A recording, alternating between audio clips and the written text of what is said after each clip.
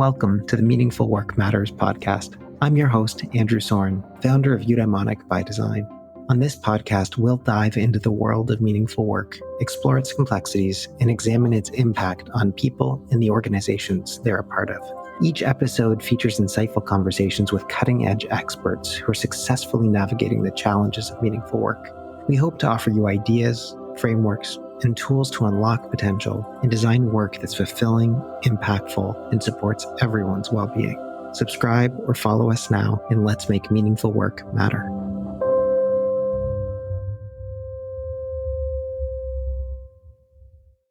Sonya Looney, it is really exciting to have you on the Meaningful Work Matters podcast. This is quite frankly, a bit of an intimidating podcast for me to host because you're a podcast host who I deeply admire. And actually, when I was thinking about starting this podcast, I remember reaching out to you and asking your advice around how to go about starting a podcast. So it's really fun to turn the tables and have you sitting in the guest seat on this particular podcast. Welcome. Thank you. I'm in the hot seat. And I have to say, Andrew, your podcast is one of my favorites. I've listened to almost every episode and I have learned so much. So thank you so much for doing this podcast because I love it. Well, thank you. Sonya, you and I know each other because of the Masters of Applied Positive Psychology program at the University of Pennsylvania. You have just wrapped that up. And I think a lot of what we are going to be talking about today relates to the work that you did as part of your thesis project for that program, or what we call a capstone project. So I'm excited to dive into that. But maybe before we do, you can tell us a little bit about yourself and what makes your work meaningful. Yes. So this is the hardest question, talking about yourself. And how do you talk about yourself? Like, people want to hear about your accomplishments, but people also kind of want to hear about your character. So I guess I'll do both. I am a professional mountain biker. I've been racing for 20 years and I've gotten to race all over the world in countries where I didn't know where they were whenever I signed up for them, which was exciting for me. And somehow I've attained these goals or these accolades, like being a world champion, like being a national champion. And that's helped me actually because I've been able to inspire and help other people. So initially I set out on this goal to be a pro mountain biker because I loved racing. I loved exploration. I wanted to see what I was capable of. And it was really just kind of about me. But over time, it morphed into being a way to connect people to themselves through story. And it wasn't really intentional how that happened. And now, 20 years later, I'm still racing. And honestly, it's really weird. Like, if I win a race, I don't really care anymore. It's more, how can I use this experience? How can I use my bike racing as a laboratory to help other people unlock their potential and find fulfillment in the process? Wow. That's pretty darn cool. I love that shift from kind of the me oriented to the other focus, and even using personal accomplishment as a vehicle to be able to strike a little beneficence, as Anne Bradford, who was just on this program, was telling us. A new word in my vocabulary, but that's awesome. Well, maybe we can use that to launch into some of the questions that I have for you. I know that a lot of really excellent research starts often as me search, and possibly just based on what you've just described, that maybe sets a bit of a tone as to some of the work that you've done and the things that we're going to be talking about, which largely revolve around the topic of perfectionism. So tell us what perfectionism means and how you got interested in the study of it. There's a lot of kind of different definitions and even assumptions around if perfectionism is healthy or not. So I'll just stick with the one that came out of the work that I did. So I used Flett and Hewitt's multi-dimensional perfectionism model. So basically, that says that we're perfectionistic in three ways. We have very high standards for ourselves. We have very high standards for other people, or we we have to try to meet other people's standards, society standards, someone else's standards. So those are kind of the three dimensions. And most people kind of fit on the continuum somewhere. And the behavior that results from that is excessive striving, self-validation through goals, and that can lead to some mental health challenges. But also what comes with that is a difficulty in realizing sense of accomplishment. And I really wrestled during my master's of like, what is that? What is a sense of accomplishment? And because for me, pride wasn't it. Like I would accomplish all these goals and I would just feel like, well, it could have been better, or what could I have done better, which is a typical behavior of a perfectionist is like they don't celebrate their accomplishments. They're debriefing how it could always have been better. But I thought if accomplishment is supposed to be this part of our lives, it is fulfilling and meaningful and helpful. Why is it that I can't feel a sense of accomplishment? So that's kind of why I was interested in perfectionism. And perfectionists are also very self critical. And that is something that I had to work on, as a student. This kind of happened in high school. Like if my parents they're trying their best to help me, be my best, but like an A minus or an A was not acceptable. It needed to be an A plus. And then that kind of became my internal narrative with everything that I did. So I had to learn how to wrestle against that. And I thought that I had kind of managed that a bit, but it was really around this sense of accomplishment piece of everyone would be so amazed by all these things that I did. And I would just kind of want to hide when people would make a big deal about them. Hmm. This this notion of perfectionism seems like it's very, very tied to performance orientation, perhaps, which is probably something that we'll talk about a little bit later, this idea of a performance identity. But I would imagine it's also just something that's really, really common amongst elite athletes. Is that a fair assumption? I would say it's probably common amongst anyone who is striving for high goals that has this sort of contingent self-worth, which is like what Jennifer Crocker and colleagues call it in the research. And there's lots of different ways that our self-worth becomes staked upon something. So staked upon competition, staked upon how we look, staked upon approval of others. So when you have a high contingent self-worth, it can become really problematic when it's based on an accomplishment or performance, particularly for a perfectionist where maybe they had a great performance or something that they did really well, but in their mind, it's never good enough. So therefore, they as a person are never good enough. So I think, yes, athletes, but also in my coaching practice, I've worked with a lot of people across different disciplines, and I've been surprised to see that this is kind of a rampant problem. Yeah, that makes a lot of sense. I mean, my background is not in elite athletes, but certainly in elite performers. I've spent a lot of time in the arts and in my experience, especially with like ballet dancers, opera singers, people who have an extraordinarily honed and refined technical skill set that they've been working at forever. Really, that has defined their whole sense of identity. You know, just as you described, right? Like a high standard for myself, a high standard for the other people around me, and desperately trying to fit into the society's standards of what they think that I should be. I mean, you think about ballet dancer, and that just feels like, oh my God, that's exactly what the life of a ballet dancer often is. And their worth is so much based on the degree to which that is recognized, that's received, that's applauded, that's appreciated. I also know enough about this space to know that senior executives in organizations often feel the exact same way about the work that they're doing. So it is interesting how pervasive some of this perfectionist tendencies can go. Yeah, and I also think about the reason why we started doing all these things in the first place. A ballet dancer probably started ballet dancing when they were a little kid because it was fun and exciting. And an athlete might have started their sport because it was just interesting to them and they loved it. But then as they started getting more attention for the thing, or maybe, getting paid money to do that thing, it started complicating the relationship with it. And then it shifts away from why they're doing it to what am I worth? And I think that can really take away someone's joy and someone's reason for doing it in the first place. And that really happens a lot with athletes, especially in my sport, because mountain biking, world class mountain biking or whatever, road cycling. I really like the podcast that you did. Is it his name is it David Bluestein? Is David that how you say Bluestein, his yeah, name? yeah, absolutely. Where it's about and in your presentations that you do about like decency and meaning. And a lot of these sports you might initially have high meaning, and then I feel like the meaning might go away because of these sort of extrinsic things that happen, and then the decency piece is difficult because maybe you don't make very much money, or you don't make a regular income, or if you get injured you get fired, like things like that happen. So I think that's really complicated with performance and meaningful work, and also just how we feel in our Mhm. lives, our psychological well-being around all these things.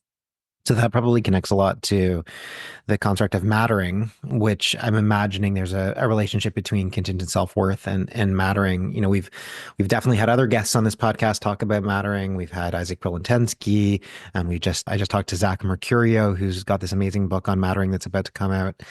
And so based on those conversations, if any of the listeners have heard those, you might know that mattering is this psychological need that we all kind of have to feel valued and valuable, which is perhaps another way of talking about contingent self-worth. I don't know. What's the relationship between mattering and everything you're talking about? Yeah, there is a relationship between contingent self-worth and mattering, and people can have a conditional sense of mattering. So Gordon Flett has done a lot of research in perfectionism, but he's kind of doing research in mattering now as well. And for perfectionism in general, it's really difficult for them because there's these different domains, right? With that Pilotensky talks about mattering to the self, mattering in relationships, and mattering in community. And mattering to the self is hard because in order to matter to the self, you need to have self-compassion and self-acceptance, which a lot of high performers or who are highly self-critical don't have that. So it's hard for them to matter to themselves. And then also to matter in the world, you need to have recognition and feel worthy. But if you reject recognition, if someone says, "Oh, great job at whatever race," like I think you and I had a conversation, or you were my journal reader for maps. So I've wrote a lot, but you've had a front row seat into some of the crazy places my brain goes. But if someone says, "Great job on your third place," and you feel horrible about your third place, then you're rejecting the recognition in the first place. So I think Mm. there's a lot of issues with mattering, and how we realize that is, and what we choose to focus on is such an important part of how we feel like we matter in the world. The work that I know that your capstone kind of focuses on, which is around goal attainment and kind of the relationship between perfectionism, mattering, and then the kind of goals that you're trying to move towards. So, yeah, tell us about that. And then, of course, there's like the meaning and purpose element of it. Well, I'll kind of just give a framework as to how I came up with these ideas, because Mm. I went back and reread my work yesterday, and I thought I did kind of take a lot of different things from a lot of different places and pull them together. I thought to myself, okay, sense of accomplishment is an important thing. What is a sense of accomplishment? Well, for me, it's not pride. I don't feel pride with my accomplishments. That's a key, issue with perfectionists. They tend to feel shame because it's not good enough. So when do I feel good about something I did?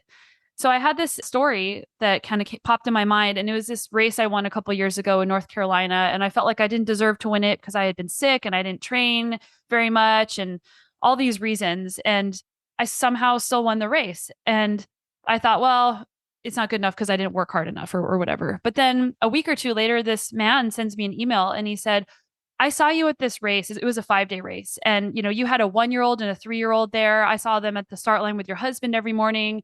I know what that's like to have toddlers, and you were winning the race in this leader's jersey, and the way that you showed up every morning, like you were full of energy, you were smiling, you were open and warm, and all these like really nice things that he said to me." And he said, "If I saw you doing that, and if you could do that, then I can do it too." And I believed Mm. in myself, and I had a way better race because of that. That was way more meaningful than winning any race. And I thought back to other times people had told me about the impact I had made on them somehow, it like indirectly. And to me, that's what it was all about. So I thought, well, what is that? That's not really a goal I was striving for, but that really is in line with my purpose in life. Like I've always wanted to impact other people's lives in a positive way and help them realize that they are more capable than they thought, and to overcome limiting beliefs. And so I thought, well, that's a way that my personal goals are in line with my purpose, but not in a way that I initially thought. So I wondered, well, if this is the case for me, I wonder if this is the case for other perfectionists who are trying to matter through their accomplishments. If I can just be better, if I can just do more, maybe I'll be lovable. Maybe people will pay attention to me. Maybe I'll be special. That isolates you. It doesn't Mm. actually help you be connected with other people. And because of that, it's like this hamster wheel that becomes really problematic. So I interviewed in a qualitative study, I interviewed 10 perfectionists, and they all ended up kind of being in this high personal standards category. And at the beginning of the interviews, they couldn't articulate if they had a sense of purpose or not. They felt like they didn't really matter. They said they never reflected on their accomplishments. But the actual interview ended up being an intervention, which I didn't really intend it to be. But I guess as a coach, you kind of just start asking all these questions, and it just sort of leads. leads the way. And people by the end were able to say, yeah, I never really feel good about the personal things that I did, like the outcome metric, the check mark, like that never feels good. But yeah, whenever I think about how I've impacted other people, almost in an indirect way, or accomplishments that have been more collective, or accomplishments where I was a role model in the process, they felt a great sense of accomplishment that wasn't a prideful feeling. It was something else. Mm. And after that, they were able to really say, well, you know what? Actually, no, like I do have purpose in life. And so I started thinking, like, what is that? What is, and all the research I had read and all these like papers I had worked through in my map degree kept coming back to some of these similar topics. And it kept coming back to like, so contingent self-worth, like what do you do if you have contingent self-worth? What is the recommendation if you have these like goals that are feeding kind of a negative contingent self-worth? And Crocker and colleagues said, well, mastery and social contribution goals are kind of the goals that you should be focusing on, whereas a lot of performance based folks are looking at achievement goals, or they are looking at mastery, but they're also looking at competition and being better than other people. And even for perfectionists who are looking at mastery, like it's still not good enough. Like, oh, I'm working, I'm getting better, but it's still not good enough. So then I really honed in on this social contribution goal. And I said, well, what is the social contribution goal? And that's your impacting other people. So I looked further into that and I saw like, well, Emmons has these in the early 2000s came up with these 4 different types of strivings, and like generativity strivings where you're leading, you're teaching, you're mentoring to make the world better, a better place that leads to purpose. I saw that pop up. And then I saw in like Keys and Riff's work, they were talking about generativity, and like if you have higher generativity, you tend to have higher purpose. So I started like linking all these ideas together of, well, there's all these different types of goals out there. There's like self-image goals, there's compassionate goals. Like how do all of these goals interact with social contribution and sense of purpose, and what are the emotions associated with that? And I realized that it's not pride at all. It's like self-transcendent emotions, which are by definition other focus. They're bigger than you. And so I linked that to purpose, and then I just kind of came up with these different types of goals that people can pursue that helps people matter, that's not contingent upon being perfect, but really upon like, oh, I'm a part of the world. I'm not just this solo thing doing something. I'm connected to other people, and I'm able to have an impact. Even if I'm pursuing my own goals, I can have an impact on the world. And that's something that's much bigger than me and my worries about being good enough. Wow, Sonia, it's incredible to hear you scaffold that journey, which starts very much with, like going back to me search, the way in which you described what your own sense of relationship to your goals was, and realizing the kind of the pattern of, if I do it just for me, it doesn't feel satisfying. It doesn't feel good. I don't feel pride in that. And often I often feel shamed by it. But if I do it for others, if I can see the value that I'm being able to bring to somebody else, if this is part of something that's ultimately connected to the greater good, that's the thing that feels like it's worthwhile. That's kind of what I hear. Is that fair?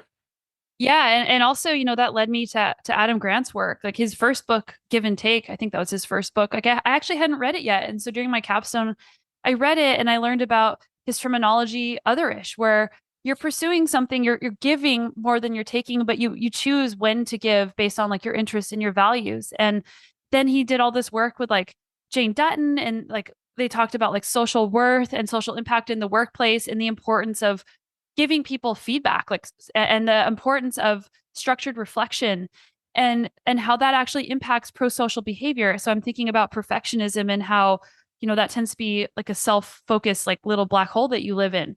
But if you start impacting other people, you have more pro-social motivation. I think that does impact your sense of accomplishment. So reevaluating how we think about success, reevaluating how we define accomplishment in our lives. Like a lot of people will define success based on one thing, and they'll evaluate it based on a completely different set of metrics. So maybe they are saying, I define success based on social impact and process oriented goals. But at the end of the day, they're evaluating their impact based on strict measurable outcome. Like, did I hit the check mark or not? Did I get the number of downloads? Did I sell the number of books? Do I have the H index score that's always going up? And that's not why you're doing it in the first place. And so something kind of weird that came out of the research was that you can't actually measure like social impact. You can't measure social worth. So I actually thought, well, maybe the immeasurability of it is actually helping perfectionists because they can't compare it to something. It's just a Mm. feeling and it's an immeasurable. So, and you can't control it either. So it's interesting because when you start doing work like this, it just, you don't get answers, you get more questions. So now I have a lot more questions. There is something really interesting about the choice of what we can measure and how we pursue. And I mean, especially, going back to elite performers of any kind, people for whom performance is everything. Performance is measurable thing, right? Like, I mean, you are measuring very specific things when you are entering into a race or when you're a dancer or when you're an executive. You've got a scorecard and you're working towards that scorecard. So what happens when the things that are actually the most important things are immeasurable, right? Like that's a profound and possibly, you know, brain hurty kind of revelation. And also kind of paradoxical because everything says, well, you got to measure everything. And like we do measure everything. We have like rings that tell us how much we slept and what our heart rate variability is. And like we have productivity trackers. So we're tracking and measuring every little thing. And that can become very overwhelming and completely strip away like the why of the reason why you're doing something in the first place. I want to pause on this term that you said a little while ago, which was originally from Adam Grant, this otherish concept. I'm hoping that you can unpack that for us. I mean, we just had a guest on this podcast, Gitima Sharma, who was talking about purpose and the revelation for her that often, we sometimes think about self-oriented purpose and other-oriented purpose as Mm. two separate things, or you can have a me oriented or an other oriented sense of purpose. But she was describing that for her, and she predominantly works with first generation immigrants into the US, that there's actually an integration between those things. The best way to find a me-oriented purpose is actually often through the work that you're doing with others. And it's not necessarily helpful to see those two things as either or. It's more of a both and kind of a relationship. So is that kind of what otherish means? In my opinion, yeah, like you can be going after a goal that is kind of a self-focused goal, a performer, right? Like I'm going to show up for a marathon and I hope to run whatever marathon time. I want to get whatever outcome. But I think it takes this like reflection piece to realize that it's okay for me to do this, but I also need to be considering how this is impacting other people. And this could also be impacting other people in a negative way. Because if people see you out there like hustling, working super hard, that could also create this like ideal that people have to work as hard as you or that you're never resting. And that's kind of a separate topic that's really been on my mind a lot.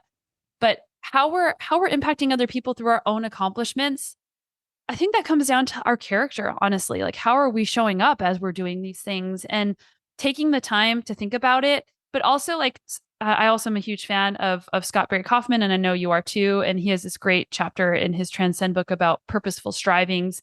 But he also just posted something the other day about online about like how it's so important to tell people about the impact they had.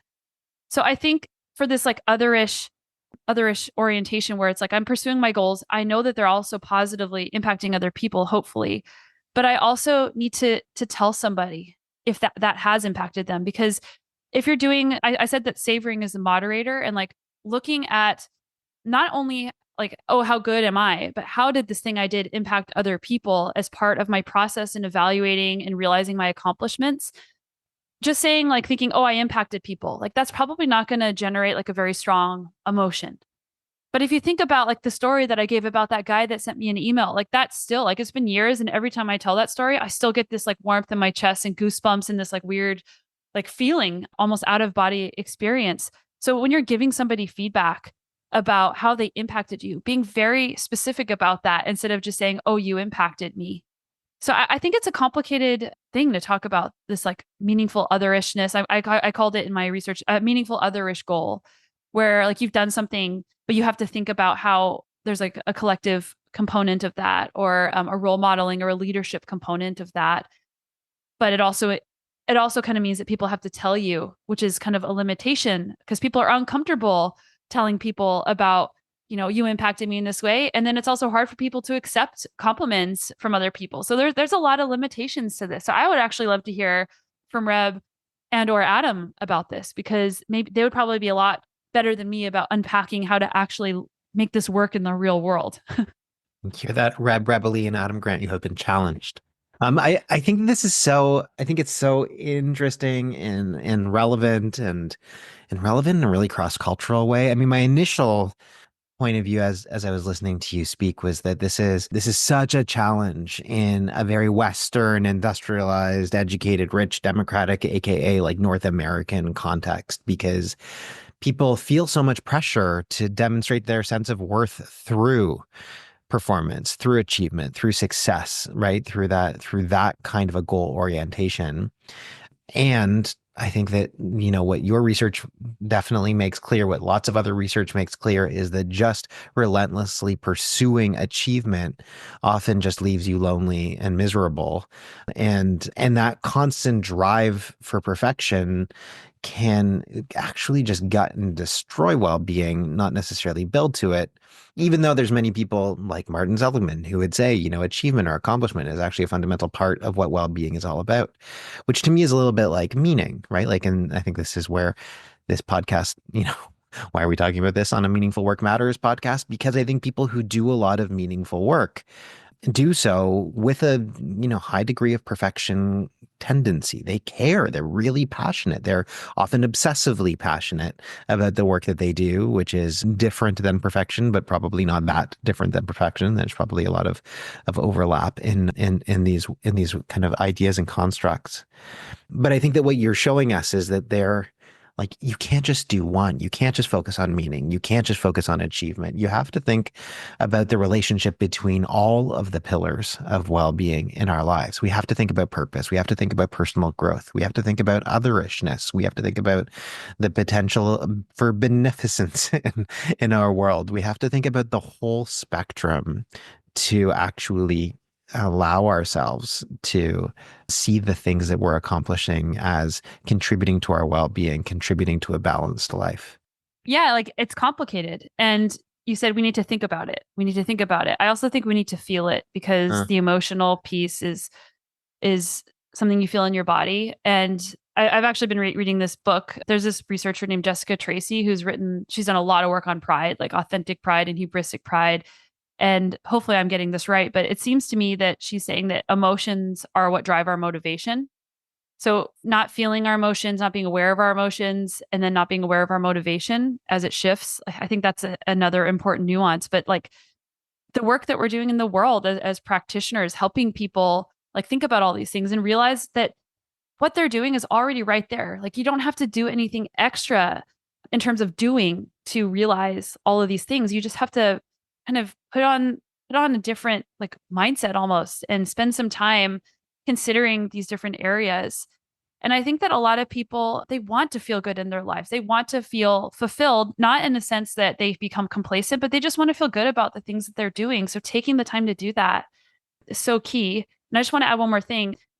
We talked about Martin Seligman's like saying that accomplishment is an important part of well-being. I'm a big fan of humanistic psychology and like how growth orientation, growth motivation, that's an important part of pursuing potential and even self transcendence. Like Scott's book Transcend was a huge book for me. And I've been now reading some of Maslow's work and he talks about the fact that like we always hear, oh, the goalpost moves, like it's some bad thing. But Maslow, I think, is saying in his book that like the goalpost is supposed to move. There is always supposed to be, he calls it pleasurable tension in our striving and in our pursuits. So what do we need to do to keep our growth and our striving pleasurable in a way that is conducive to meaning and purpose and in an other orientation, a we culture, so that it's not just this like kind of lonely dark hole where we're never matching up to what we think we should be. that's beautiful. That's beautiful. I mean, it makes me think about yoga, which is something that I practice a lot. And like one of the philosophies of yoga is that yoga is a constant relationship between total striving and total letting go. Like you need to be able to do both of those things ideally at the same time. And if you don't, then there's no possibility for harmony. There's no possibility for liberation. Well, okay, we've got a what, we've got a so what. Now let's move to the now what. So I am sure that there are probably people who are listening to this podcast who resonate, who are like, "Oh yeah, I hear you, Sonya. I'm I'm doing stuff that I think is pretty important, and at the same time, I'm a total perfectionist, and maybe just maybe those people are not totally happy all the time in what they are doing. Maybe just maybe those things are making them miserable, incredibly stressed, maybe burnt out, etc." What advice would you give them? I mean, based on your work, what kind of interventions do people need to be thinking about for themselves to get to a more harmonious place in their lives? That's a great question. And I feel like this is a really big question. My work is just a tiny little sliver of what they can do. First, I'll say that perfectionists are very reluctant to give up on their strivings or to reduce their strivings because that is kind of what's keeping them safe. Like, what if I don't keep working as hard as I'm working? What if I let go of that a little bit? And that's pretty scary. And a lot of the research says perfectionists need to practice self-compassion, which is very true. That's helped me a lot. The self-compassion piece also helps you matter in the self domain. My work is about how they're realizing their accomplishments, how they're thinking about their goals, how they're thinking about their success, how they define success. So from a practical standpoint, talking about this stuff with somebody else that you trust is really important because whenever you're stressed, whenever you're like I feel bad in my work because I make perfectionists sound like these villains who are these like selfish jerks, and they're not. This is just this like behavior that comes out, but it doesn't mean that they're bad people. Like I'm one of them, right? But being able to get somebody to like help generate a broader perspective and to use curiosity so that you can tolerate uncertainty a little bit better, so that you can see a bigger picture than I didn't get this outcome I wanted. I think that's a really important thing. And the other thing is this notion of savoring Fred Bryant and Joe Verhoff's work. And I kind of proposed a different type of savoring where you do need to spend some time with somebody because as a perfectionist, you might not be able to talking about the thing that you did and talking about how that might have impacted somebody else, something bigger than you, and how that might contribute to what your purpose might be. And I know there's like purpose anxiety and there's like big purpose and little purpose. And this is a very nuanced conversation about purpose, but how does the thing that you're doing, how does that accomplishment, even if it was perfect, even if it wasn't perfect, like who cares about that part? Like, how is that impacting the world on a broader scale? How is that contributing to your generativity? How does it feel whenever you start focusing on those things? And a lot of people might be critical, and as well they should, saying like, well, that's not going to work for me. So I think that there needs to be different ways to help people. This is just one, like there's no one size fits all approach to helping people realize greater well-being in their life.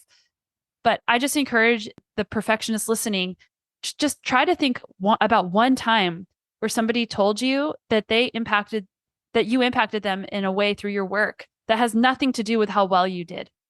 It has nothing to do with how perfect you were.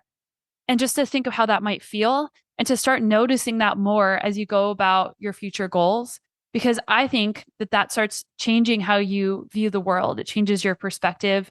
And it won't take away the dissatisfaction. Like you're gonna feel negative emotions around some of these things because that's just sort of a trait that you have.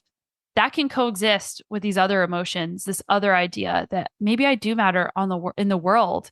Maybe the things that I'm doing are making a difference, just not in the way that I initially anticipated. Really well done. I really think that it is so helpful for you to articulate what that path is. And I'm gonna paraphrase back kind of what I heard you say because I think it's so important. And I'm gonna leverage kind of my interpretation of the kind of framework that you introduce in your capstone, which kind of is like four steps. And maybe that first step is just balance your goals. Like know what meaningful otherish goals are, know what fulfilling personal goals are, know what other kinds of striving goals are in your life. But just like start by recognizing you need a balanced portfolio of goals. Then to make sure you take the time to pause and savor, like stop and smell the roses of like what you are achieving as opposed to just relentlessly moving forward all the time. And then three, just know that your one size fits none. Like know what you need along the way to make sure that you are dealing appropriately with those different goals. And then kind of step four is just make sure that you're measuring what matters. Don't just get completely hung up on like the metrics and the scorecard that you think, but make sure that it is a balanced scorecard and that your full well-being is part of the equation. I'm going to chime in on number 4 is maybe don't keep score. Keep score of Oh, some nice. things, but Yeah. some of the things don't keep score because then it becomes about the score. It's so true. I mean, we've talked about this podcast. We've talked about each of our podcasts, and like one of the deadliest things to do in a podcast is measure how many people are listening to your podcast. Like, and totally get why that's a really important thing, and it completely destroys everything about the joy of making a podcast. I mean, I'm sure that there are places where it can be very exciting, but that's not the point. Like when it becomes about purpose, when it becomes about growth, when it becomes about that otherishness, that is when this process of making podcasts becomes genuinely a joy, genuinely something that feels significant and worthwhile. That's truly when it becomes meaningful work. As soon as you start, getting too deep into those metrics, it's like, oh God, why am I doing this? What's the point? I'll summarize with something that Adam Grant said as I was trying to ask questions about this, and he was generously answering them.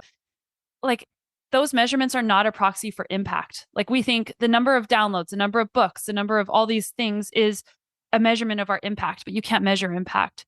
That's just some number. Like people might have downloaded the podcast and listened to 5 minutes. They might have bought your book but never read it, or maybe they read it and they never applied it. So this is this like abstract area. And I'll quote one more little research study that I found so helpful. It was a research study with people that have low self-esteem, and it was in their relationships.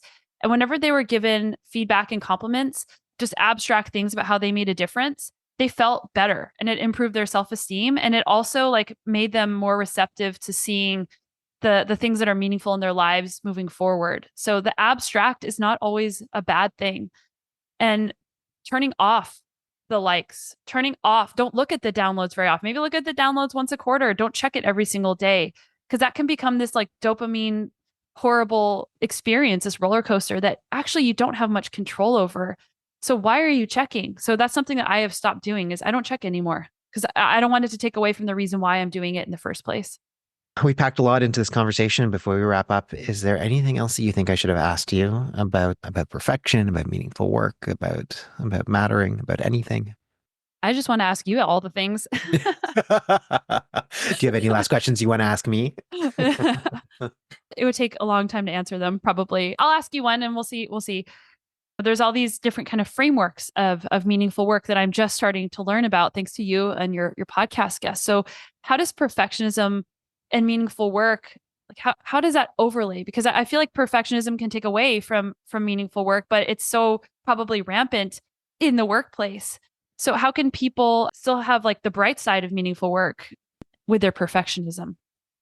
I don't have a great answer to the question, but I'm just thinking about some of the recent guests that we've had on this podcast. And one of the people, Carrie Olberger, talks about work devotion. And so specifically for people who are doing deeply, deeply meaningful work, the devotion to that work ultimately becomes an overriding sense of identity.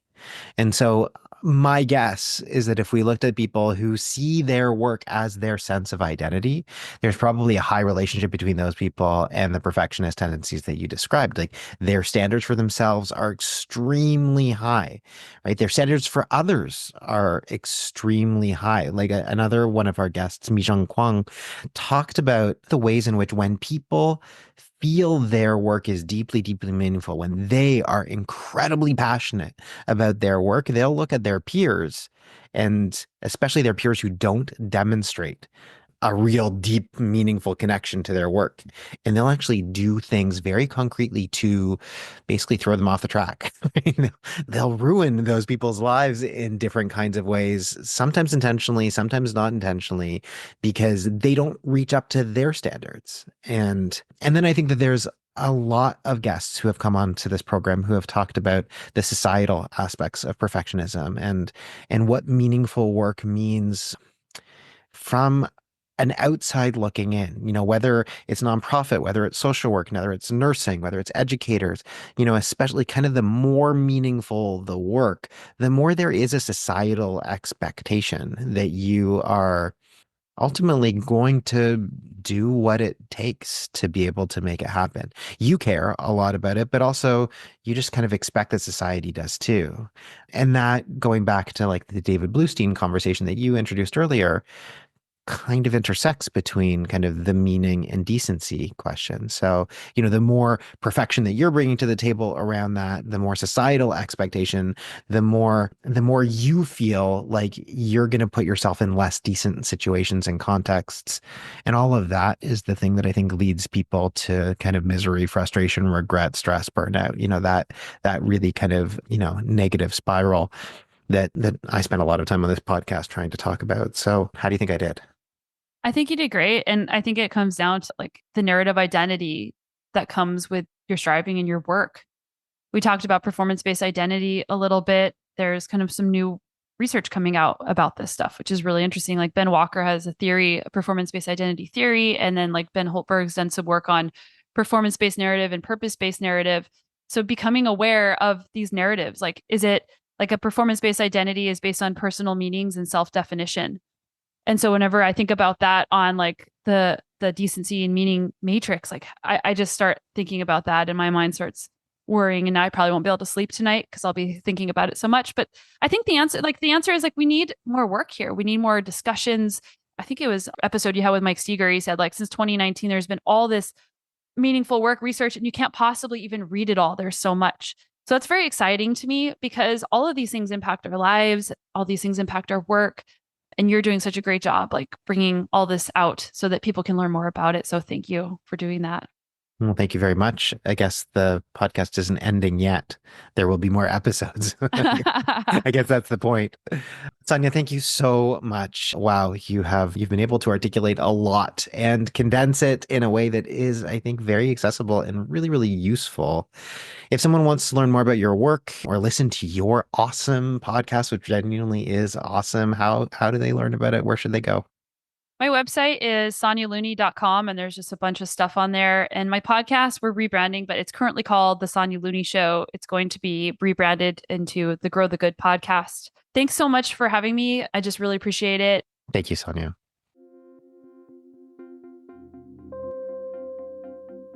Thank you for joining us for another episode of Meaningful Work Matters. If you haven't already done so, be sure to subscribe to our podcast on your favorite platform. And if this episode resonated with you, please take a moment to leave us a review. Your feedback helps us make this podcast better and reach more listeners. You can connect with me, Andrew Soren, on LinkedIn, or visit www.eubd.ca to learn more about Eudaimonic by Design.